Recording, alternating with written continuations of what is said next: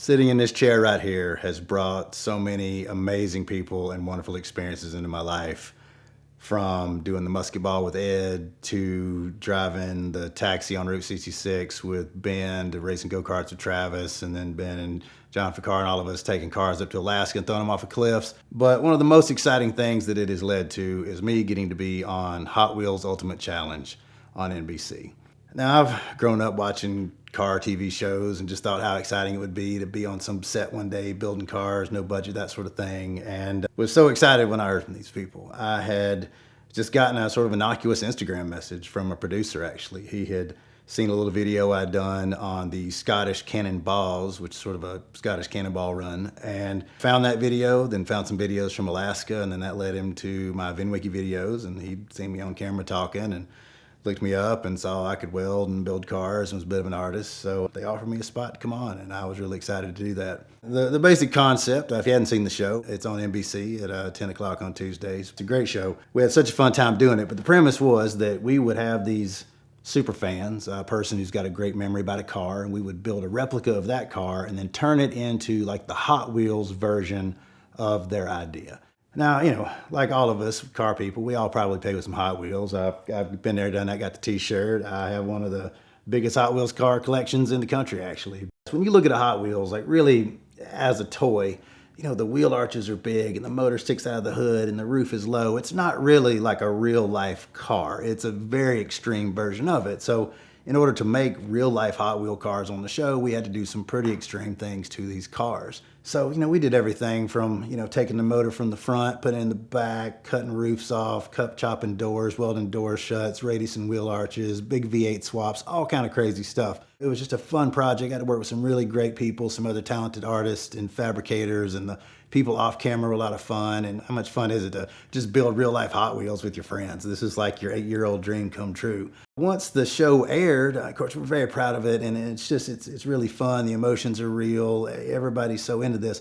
But we started getting a lot of feedback about, people sort of mad that we had cut up these cars. We weren't cutting up priceless classics. This weren't old Bugatti or some rare Corvette or anything, but we were still taking some really clean classic cars and chopping them in half and gluing them together and doing some really extreme things. And you kind of have to do that. You have to sort of start with a nice car. And I think some of the feedback that people would just say, well, why did you destroy this classic? And it's like, well, we kind of had to.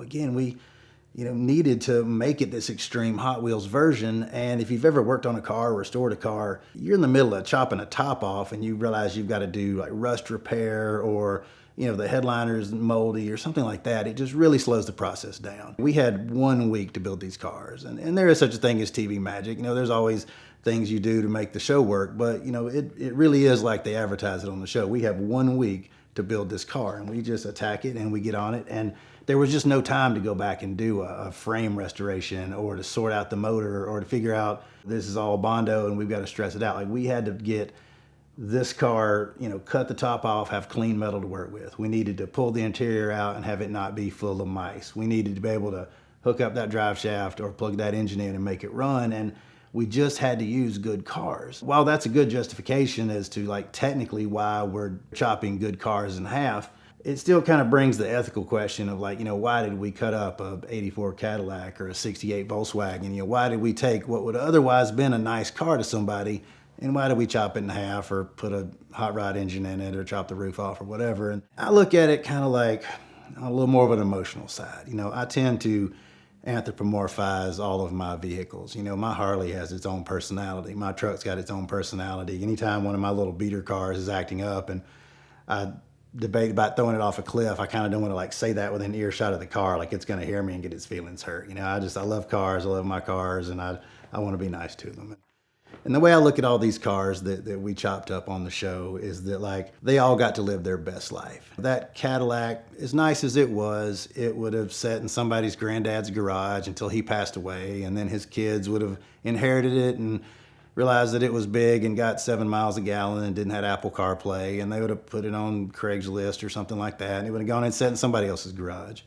Or it could get chopped up on national television in front of millions of people to become a real life Hot Wheels. Like, how cool is that? You know, so like if you're gonna go out, you know, go big. You know, it's kind of like the cars we shot off the cliff in Alaska. We got some similar feedback to that. You could have given these cars to somebody could have needed these things. It's like, no, these cars were destined for the junkyard. They were held together with bed liner and duct tape and wire. There was no way they were ever gonna pass a safety inspection or not be a massive financial liability. So, you know, they could either rotted away in a junkyard or gotten crushed and recycled, or they could have gotten shot off a cliff to heavy metal music in front of 10,000 people screaming their heads off and then got recycled. Like that was that car's best life.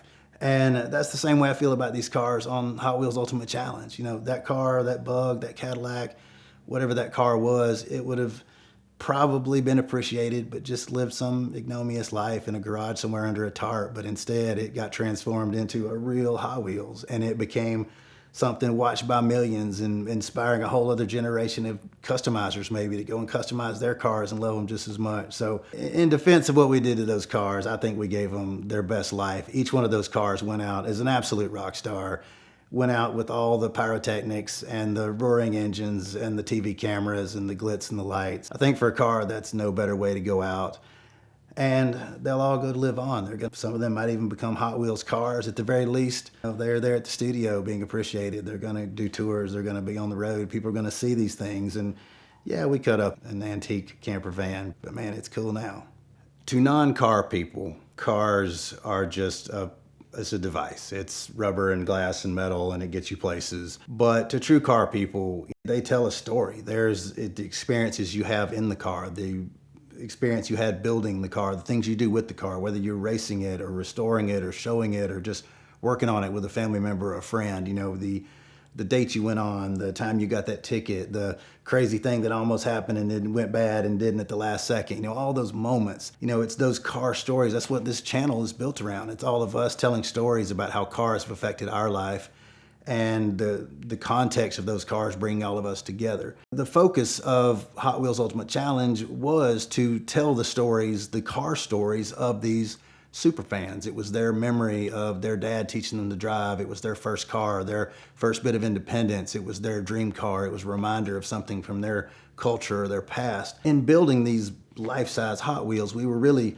you know, telling their stories and, you know, giving it a tangible form. And that was such an exciting thing to be a part of. You know, I've told my own car stories on this channel. I've enjoyed all of my friends and so many other people telling their car stories on this channel. And while I can't share each of these super fans' individual stories, you'll have to watch the show to see that. It's streaming on Peacock, so pull it up anytime. But, you know, it was really, really gratifying to get to customize and build a car to tell someone else's car story. And I think that was one of the most unexpected joys of that show. You know, I went in just thinking, all right, cool, I'm gonna design a lot of cool cars, I'm gonna weld, I'm gonna paint, I'm gonna make all this stuff, I'm gonna meet all these other artists and fabricators and car builders. That certainly happened, but I never anticipated how much of a joy it would be to help other people tell their own car story by building these big Hot Wheels. Whether you see the car in person or buy it sight unseen, when you buy a pre-owned car, you need to get an inspection done by a qualified professional. And the nationwide network of trained inspectors from the Lemon Squad is the best way to accomplish that. They give you a great deal and a great bit of information about any car you're looking at very quickly. They've been supporting VINwiki now for 2 years, and I use them personally because when I'm buying a car, I need to know the full story. So check them out now at the link in the description below and use the code VINwiki for 10% off, and never buy a used car without the Lemon Squad.